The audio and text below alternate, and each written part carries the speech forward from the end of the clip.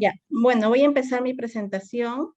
En primer lugar, como todos sabemos, la biotecnología nos provee de herramientas para poder así manipular el genoma de, en este caso, como son los mamíferos, que son los más avanzados, ¿no?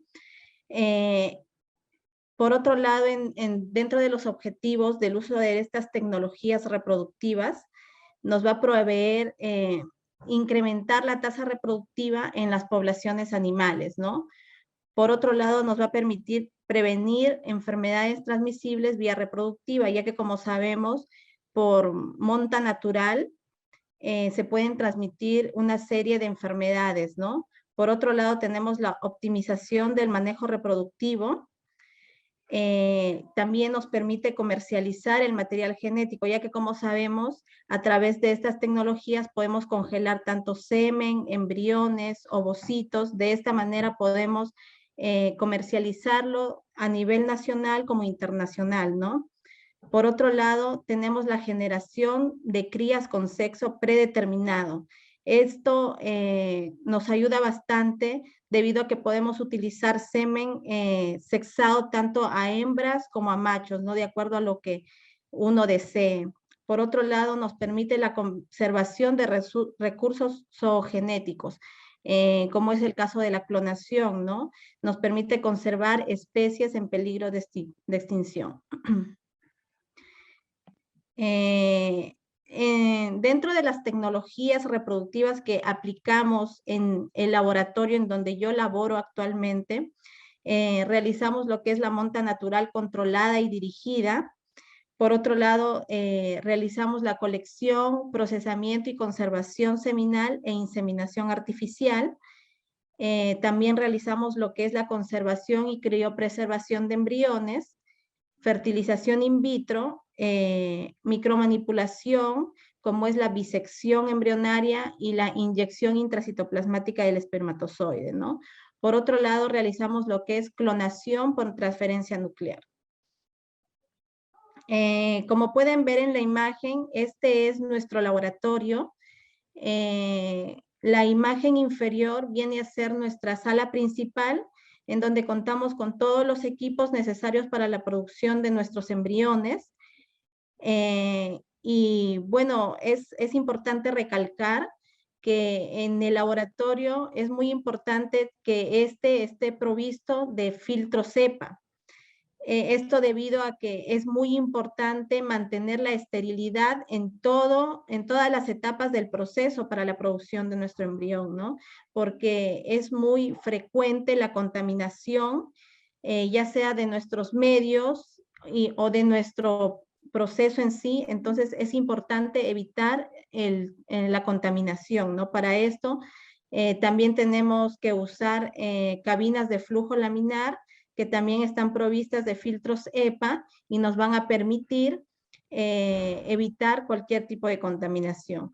Por otro lado, en la imagen superior tenemos nuestra área de micromanipulación, que es donde se hace lo que es la bisección embrionaria, la inyección intracitoplasmática y lo que es el proceso de clonación, ¿no? En este caso, voy a tomar solamente el tema de la producción de embriones por medio de fertilización in vitro y clonación, ya que son temas muy amplios. En esta oportunidad voy a tocar estos dos temas, ¿no? En primer lugar, dar a conocer qué es la fertilización in vitro, ¿no? La fertilización in vitro viene a ser un proceso mediante el cual vamos a poner en contacto el espermatozoide con el ovocito, y todo esto con el motivo, con el fin de generar un nuevo individuo, ¿no? Todo este proceso va a ser llevado a cabo mediante condiciones de laboratorio. Por otro lado, una breve reseña de cómo surgió la fertilización in vitro. En los años de 1780, Spallanzani realizó la obtención de cachorros caninos.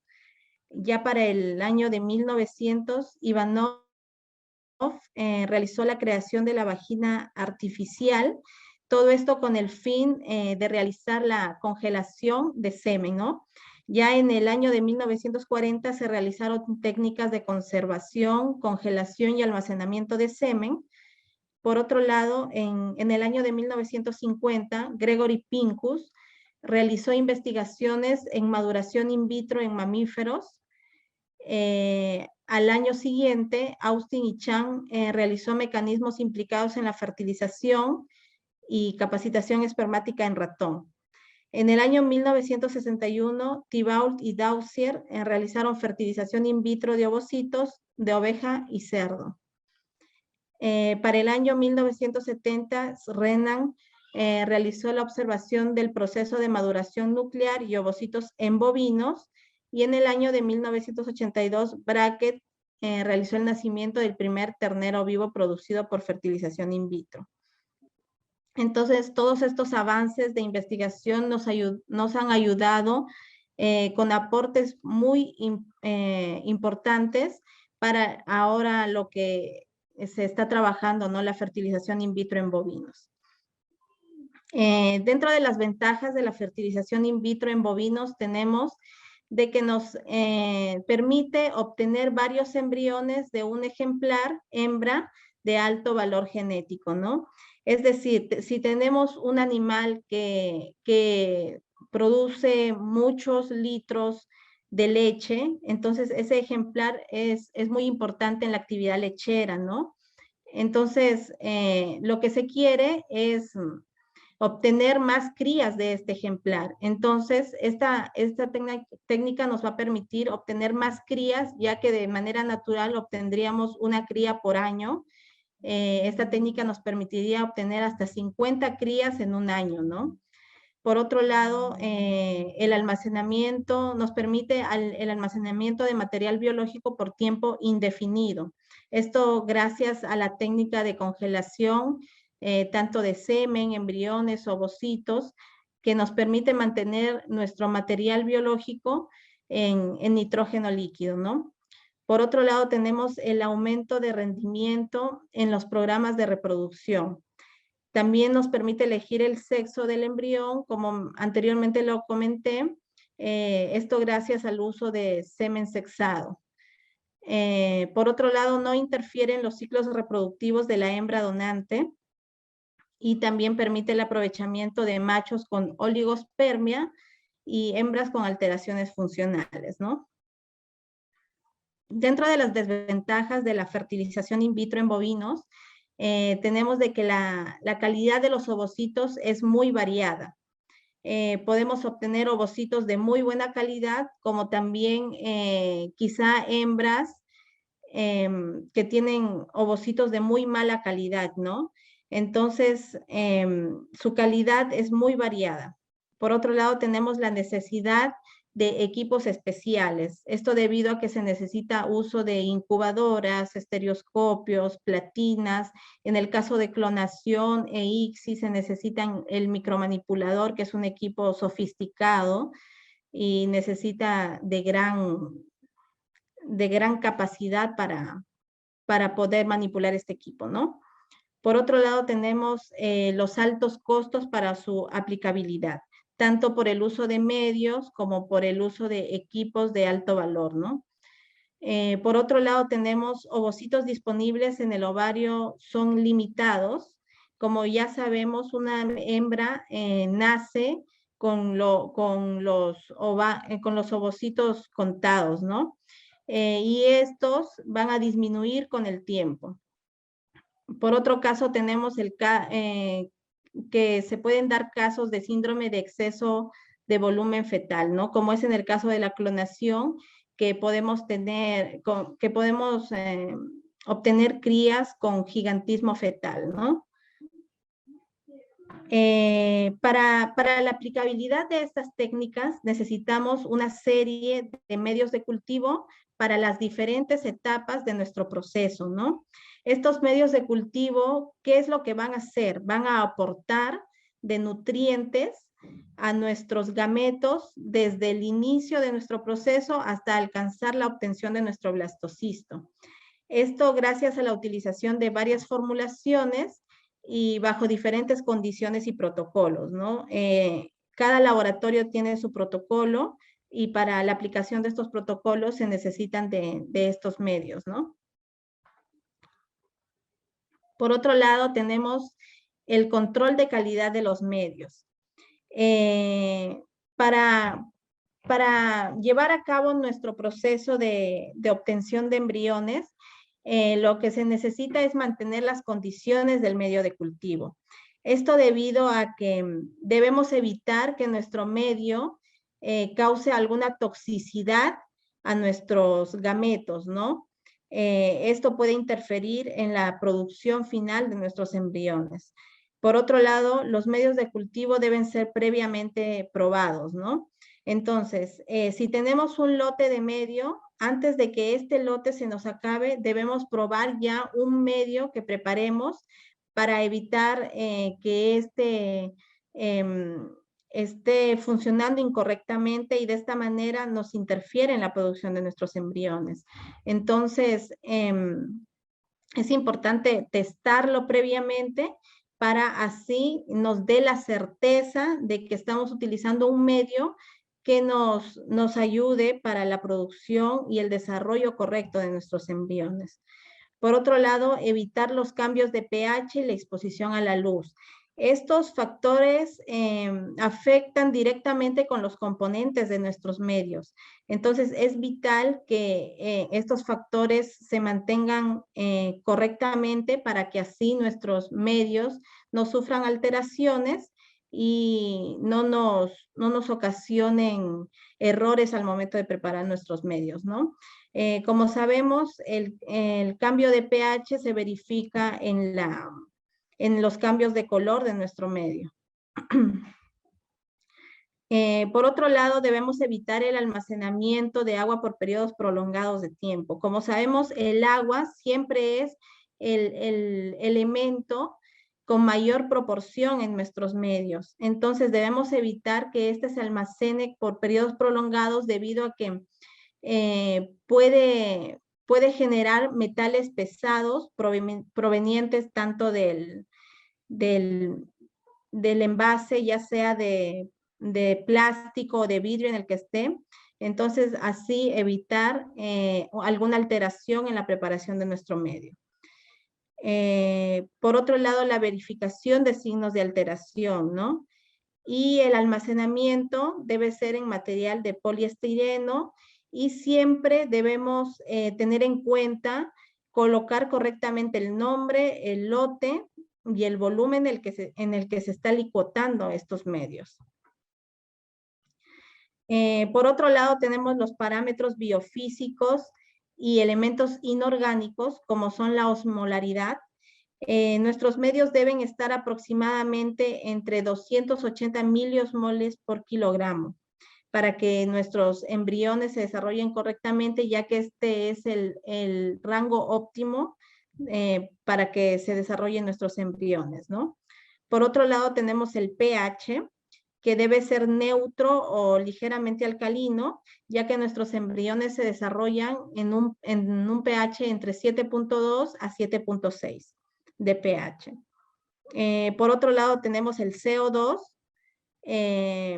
Esto se utiliza mayormente en las primeras etapas de nuestra obtención de embriones, que como son la maduración y la fertilización. Después de esto se utiliza una incubadora de mezcla de gases que tiene que estar con un porcentaje de 5% de CO2, 5% de oxígeno y 90% de nitrógeno. Por otro lado, el agua, como les mencioné, debemos evitar de que esté almacenada por tiempos prolongados, ¿no? Entre los componentes orgánicos, tenemos aminoácidos, vitaminas, sales, proteínas y otros compuestos, que estos les van a proveer los nutrientes necesarios para que se desarrollen nuestros embriones. Ahora vamos al tema del proceso en sí para la obtención de nuestros embriones, ¿no? Lo primero que tenemos que hacer es obtener nuestros ovocitos, ¿no? Entonces, para eso necesitamos una hembra donante. Si es que trabajamos in vivo o, con animales en pie, o si es que trabajamos con ovarios provenientes del matadero, ¿no? Una vez teniendo nuestra hembra donante, esta siempre tiene que ser un ejemplar de excelente valor genético, ¿no? Entonces, tenemos la técnica de la aspiración por OPU o por slicing. Es aquí donde vamos a obtener nuestros ovocitos. Luego vamos a realizar lo que es la búsqueda y selección de estos ovocitos.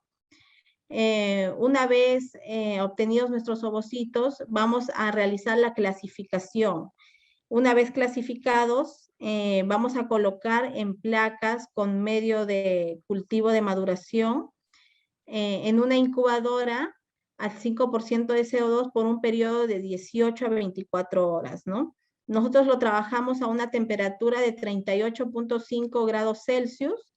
Es así que pasado este tiempo de 18 a 24 horas, vamos a realizar lo que es la fertilización. La fertilización, ya como lo mencioné anteriormente, aquí vamos a poner en contacto tanto nuestros espermatozoides como nuestros ovocitos, y para esto vamos a hacer uso del semen congelado, ya sea convencional o sexado, ¿no? Una vez realizada la fertilización, se va a dejar por un periodo también de 18 a 24 horas al 5% de CO2 y posteriormente se llevará a cultivo en mezcla de gases con 5% de CO2, 5% de oxígeno a 38 grados Celsius y con 90% nitrógeno. Por otro lado, para la obtención de ovocitos, como les dije, tenemos dos técnicas, ¿no? Una que se van a trabajar con ovarios de animales beneficiados y otro por la técnica de OPU, que ya es para trabajar con animales en pie. En el tema del uso de ovarios de animales beneficiados, es importante el medio de transporte. El medio de transporte puede ser PBS o solución salina, al cual se le va a adicionar antibiótico, porque estos ovarios van a venir de un lugar altamente contaminado. Entonces es importante añadir este antibiótico para evitar la contaminación, ¿no? Por otro lado, tenemos la temperatura de transporte, que debe ser entre 15 a 25 grados Celsius. Mayormente entre 24 a 25 grados Celsius es una temperatura óptima para que nuestros ovocitos tengan mayor viabilidad, ¿no? Entre 24 a 25 grados Celsius duran aproximadamente 11 horas desde su colecta de los ovarios hasta el transporte hasta el laboratorio, ¿no? Es importante recalcar acá que los ovarios, al ya estar fuera de la hembra, va a haber ya no va a haber irrigación de sangre. Entonces, esto va a provocar la producción de desechos tóxicos, lo cual va a disminuir la viabilidad de nuestros ovocitos, ¿no? Por otro lado, también va a haber una disminución en la concentración de glucosa, ya que esta es una fuente energética para nuestros ovocitos. Y por otro lado, va a haber una apoptosis en las células de granulosa, ¿no? Entonces, estas al observarla al estereoscopio se van a ver ennegrecidas, el citoplasma ennegrecido, si es que la temperatura de transporte o el tiempo de transporte es mayor a lo que debe ser, ¿no? Por esto es que se debe transportar lo más rápido posible y a una temperatura adecuada entre los 15 a 25 grados Celsius. Por otro lado, tenemos el diámetro folicular, que debe ser entre 3 a 8 milímetros. Si tenemos folículos menores a 3 milímetros, es probable que encontremos ovocitos que no se han desarrollado aún correctamente, ¿no? Y si tenemos folículos de 8 milímetros a más, es probable que encontremos ovocitos envejecidos. Entonces, estos ovocitos no nos servirían para nuestro proceso. También tenemos lo que son los métodos para la recolección de ovocitos. Como les mencioné anteriormente, tenemos la técnica de slicing y la técnica de OPU. La técnica de slicing nos va a permitir realizar una disección quirúrgica de los folículos y de esta manera, haciendo lavados de estos folículos, vamos a obtener nuestros ovocitos, los cuales están dentro de los folículos, ¿no? Por otro lado, tenemos la técnica de OPU. Bueno, esta técnica favorece ya que se utiliza material de origen conocido, ¿no? A diferencia de la técnica por recolección de ovarios de matadero, no vamos a saber de qué animales provienen esos ovarios, ¿no? En cambio, por la técnica de Opus, sí vamos a saber de qué animal, de qué ejemplar es que proviene ese ovario. Por otro lado, los ovocitos pueden recogerse 2 veces por semana y se pueden colectar ovocitos de gestantes, siempre y cuando éstas estén en el primer trimestre de gestación. Por otro lado, se pueden producir hasta 50 terneros vivos por año. Y en esta técnica se hace uso del ecógrafo, ¿no? Bueno, este es un esquema de lo que es la punción ovárica de la técnica de OPU. Para esto hacemos uso de una sonda ecográfica que está conectada a una aguja con bisel. Esta va a ingresar al folículo, el cual se va a visualizar en el ecógrafo. Y también se hace uso de un sistema al vacío, ¿no? De una bomba al vacío. Entonces, lo que se va a generar es aspirar por vacío a los ovocitos que están dentro de los folículos y estos van a ir directamente a un tubo que contiene medio de aspiración. Este medio de aspiración va a contener las fuentes energéticas como son la glucosa y el piruvato para que nuestros ovocitos mantengan su viabilidad. También va a contener antibióticos como son la kanamicina. Bueno, en nuestro caso utilizamos kanamicina para evitar algún tipo de contaminación. Entonces, una vez aspirada nuestros ovarios, lo llevamos directamente al laboratorio. Es ahí que se realiza el lavado con medio de enjuague. Este medio de enjuague también va a contener antibióticos y nos va a permitir eliminar la sangre contenida en el tubo, ya que esta también puede provocar toxicidad a nuestros ovocitos, ¿no? Una vez eliminada la sangre, vamos a ver al estereoscopio, vamos a clasificar nuestros ovocitos. Una vez clasificados, se llevan a lo que es la maduración in vitro, ¿no? En cuanto a la clasificación de ovocitos, nosotros clasificamos nuestros ovocitos en 5 grados. El grado A viene a ser ovocitos con la mayor cantidad posible de células del cúmulo, ¿no? Pueden ser de 5 capas a más y el citoplasma también se va a ver homogéneo. Mientras más capas tenga, nuestro ovocito es de mejor grado. Por otro lado, tenemos el grado B, que son 3 a 4 capas de células y también va a tener el citoplasma homogéneo.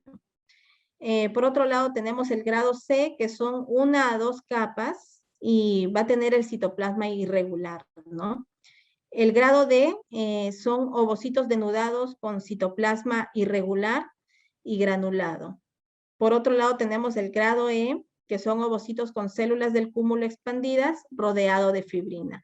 Estos ovocitos van a tener un aspecto de tela de araña y sus células se van a tornar ennegrecidas alrededor del ovocito. Entonces, nosotros para trabajar en el laboratorio, trabajamos con los ovocitos de grado A, B y C. Los de grado D y E no los trabajamos porque ya son ovocitos denudados, son ovocitos envejecidos, entonces nosotros no trabajamos con estos ovocitos.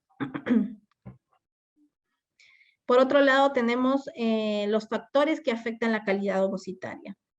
Entre uno de estos factores tenemos la edad de la donante, ya que es muy importante al momento de colectar nuestros ovocitos, ¿no?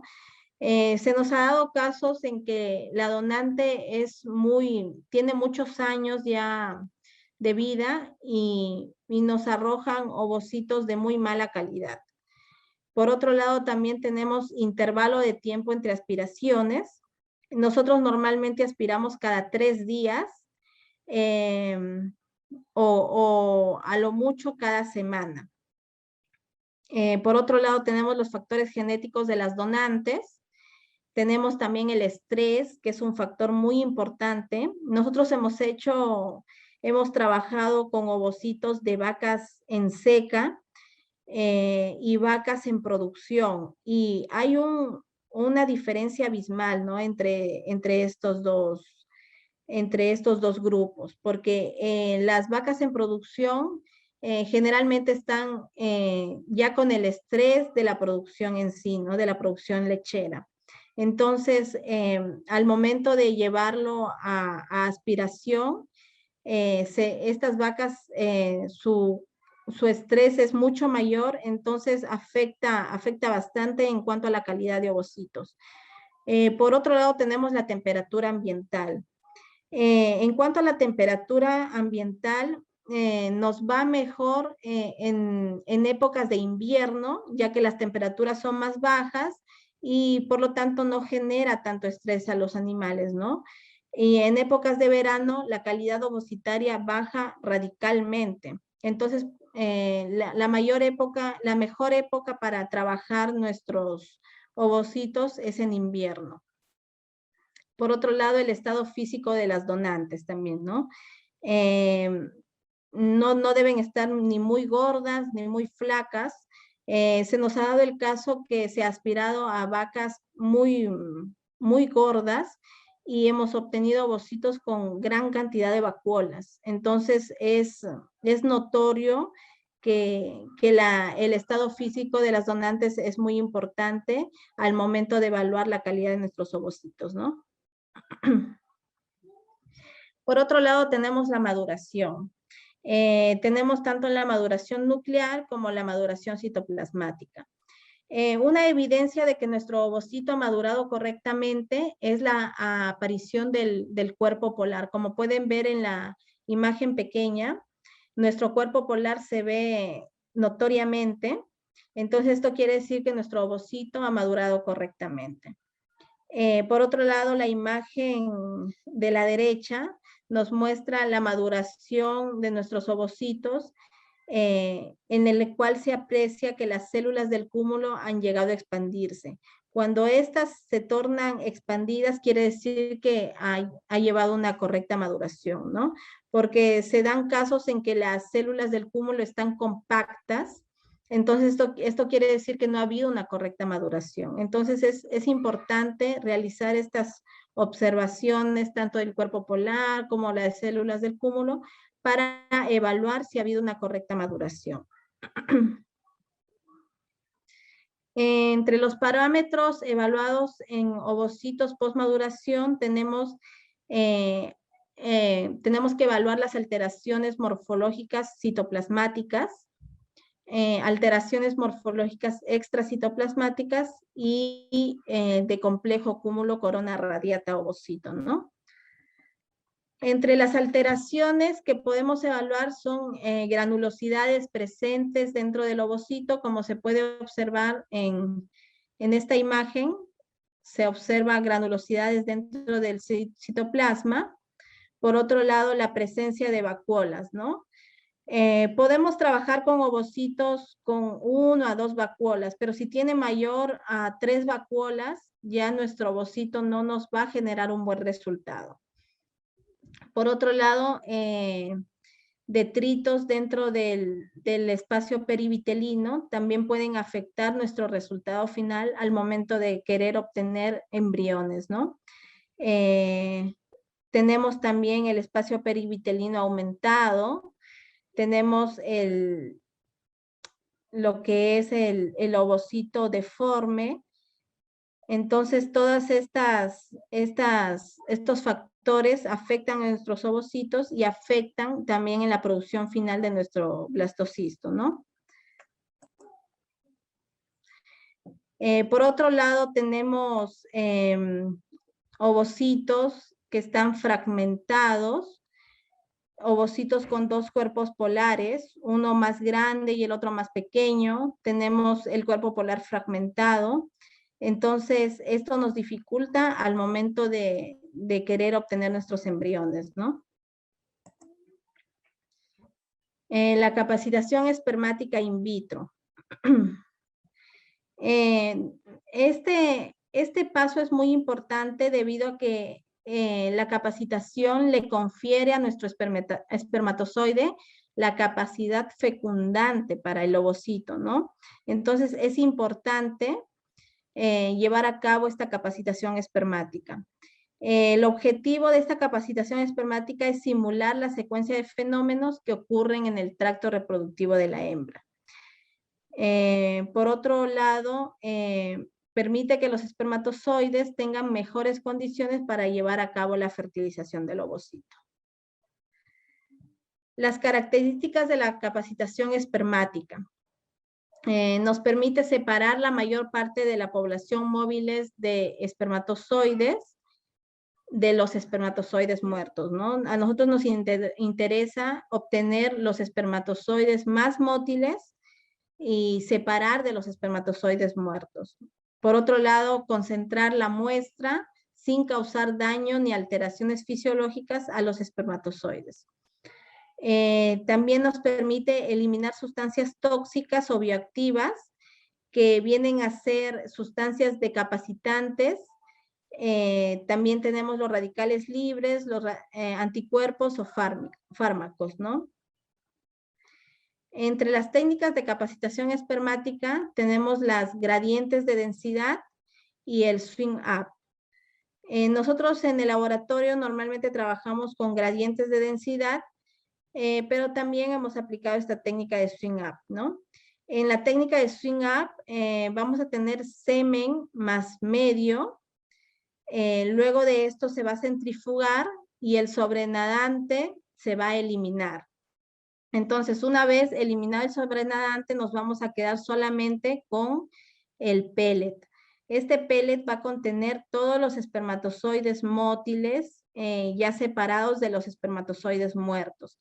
Entonces, esta técnica se basa principalmente en la capacidad que tiene el espermatozoide de subir desde la base del tubo hasta la superficie. Entonces, nuestros espermatozoides capacitados van a estar en la superficie del tubo. Entonces, nuestra muestra final para la fertilización se va a encontrar en la superficie del tubo. Entonces, esto es lo que nosotros vamos a utilizar para fertilizar nuestros ovocitos, ¿no? Por otro lado, tenemos la gradiente de densidad. Con esta técnica es la que trabajamos en el laboratorio. Se basa en la utilización de percol, que es un medio que le va a conferir la densidad y que no causa daño a nuestros espermatozoides, ¿no? Vamos a tener nuestra gradiente de 90 y nuestro gradiente de 45. Como dice gradiente de 90, entonces va a ser nuestro medio más denso, ¿no? Entonces, esta técnica se basa en la capacidad del espermatozoide de ir de un medio más denso a un medio menos denso, ¿no? Entonces, es así que nuestros, de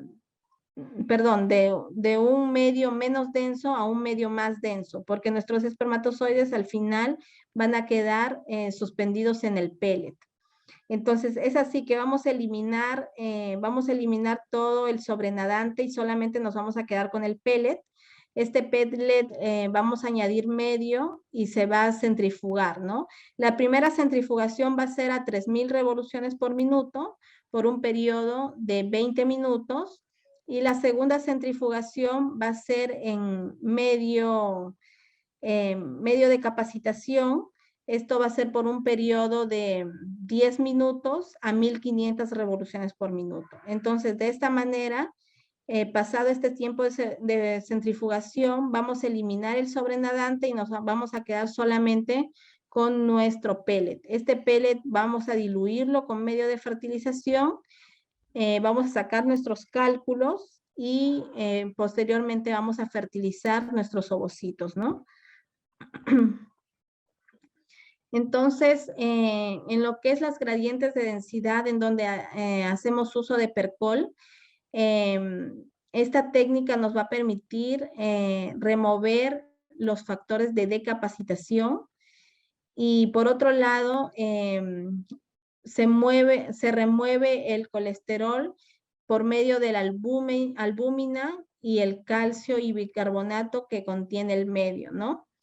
Entonces es así que vamos a tener nuestro espermatozoide en donde va a haber una hiperactivación, en donde el flagelo ya no se va a mover de manera rectilínea, sino se va a tener movimientos más laterales y va a ser más mótil, ¿no? Entonces esto le confiere la capacidad de fertilizar al ovocito.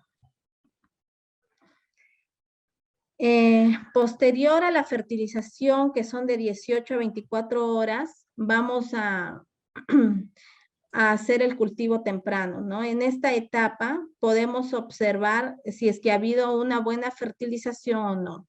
Entonces, ¿cómo se puede evidenciar que ha habido una buena fertilización? Por la presencia de pronúcleos. Entonces, vamos a tener el pronúcleo masculino y el pronúcleo femenino. Entonces, estos pronúcleos deben estar próximos de tal manera que se tienen que fusionar para generar el genoma del nuevo individuo, ¿no? Entonces, siempre tiene que haber la presencia de 2 pronúcleos y 2 cuerpos polares. Entonces, esto nos quiere decir que ha habido una buena fertilización. Posterior a esto, nuestro ovocito se va a empezar a dividir, nuestro embrión ya, porque ya desde el momento en que empieza a dividirse, ya es un embrión, se va a dividir en 2 células, luego en 4 células, 8 células, 16 células. Ya aquí nuestros blastómeros son más pequeños y en mayor número. Luego tenemos la mórula temprana, mórula compacta, ya nuestro blastocisto temprano en donde se evidencia la masa celular interna, el blastocele, y posteriormente ya la formación de nuestro blastocisto, ¿no? Normalmente nosotros utilizamos blastocistos expandidos tanto para congelar como para transferir. Pero para transferir también podemos utilizar el blastocisto en sí. Si pasa de su... que le quedan 2 minutos. Ya, correcto. Luego, posterior a esto, nuestro embrión puede llegar a eclosionar y posteriormente, una vez obtenido nuestro blastocisto expandido, vamos a realizar lo que es la congelación y la transferencia a nuestras hembras receptoras, ¿no? Por otro lado, tenemos la tecnología de la clonación por transferencia nuclear. Aquí vamos a obtener individuos genéticamente idénticos con el uso de las células somáticas de un individuo adulto, ¿no? Acá tenemos nuestro primer clon producido en el laboratorio. Lo hemos denominado la Sole 2 y la original que viene a ser la Sole 1, ¿no?